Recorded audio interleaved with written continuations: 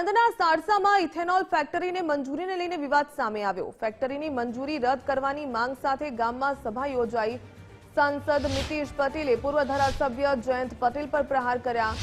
જયંત પટેલ આવા સમયે પક્ષપાત કરવાનું ટાળવું જોઈએ। અગાઉ તમે ભાજપમાં આવવા શું કર્યું હતું તે અમને ખબર છે। આ પ્રકારના આક્ષેપ થઈ રહ્યા છે।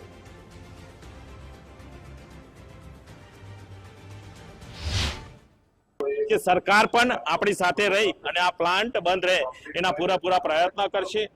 પક્ષપાત કર્યા વગર અત્યારે જ્યારે જયંતભાઈ બોસ્કીની જ્યારે અત્યારે સ્પીચ આપી રહ્યા છે, હું એમને સાંભળી રહ્યો છું। હું આપના માધ્યમથી એમને કહેવા જઈ રહીશ કે તમે જે રીતે સરકાર પર આક્ષેપો લગાવો છો, પરંતુ તમે પણ એક વખત સરકારમાં હતા, તમે શું કર્યું? જે પ્રશ્ન માટે આવ્યા છે આપણે એ પ્રશ્નનો ઉકેલ લાવીએ, પક્ષપાત ના કરીએ અને તમે પણ ભારતીય જનતા પાર્ટીમાં જોડાવા માટે કેટલા પ્રયત્ન કર્યા છે એમને પણ ખ્યાલ હોવો જોઈએ। અત્યારે ભારતીય જનતા પાર્ટીની ચૂંટણી હતી ઉમરેઠ વિધાનસભાની, ત્યારે એમને શું કર્યું, એમને કેટલા ફોન ક્યાં કર્યા એ એમને પણ ખબર છે। તો બીજી તરફ જયંત પટેલે સાંસદના આક્ષેપોને ફગાવ્યા અને કહ્યું કે હું એનસીપી વાળો છું, મને કંઈ પડી નથી।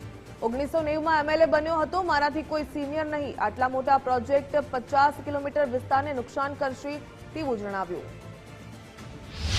ખરેખર ઇથેનોલની ફેક્ટરી જે નાખવામાં આવી રહી છે, મને લાગે છે કે આ સિસ્ટમને વિરુદ્ધ ચૂંટેલા સભ્યોને કોઈ જવાબદારી જેવું છે નહીં। 50 કિલોમીટર રેન્જમાં જે આ પરિસ્થિતિ ઊભી થઈ રહી છે એમાં એની નાગરિક કે આજુબાજુ પડોશી આ ફળદ્રુપ જગ્યા છે, અત્યારે મોંઘવારી એક બાજુ માજા મૂકી છે અને એમાં આ પરિસ્થિતિ ઊભી થાય તો ખેડૂતોને મરવાનો વારો આવે।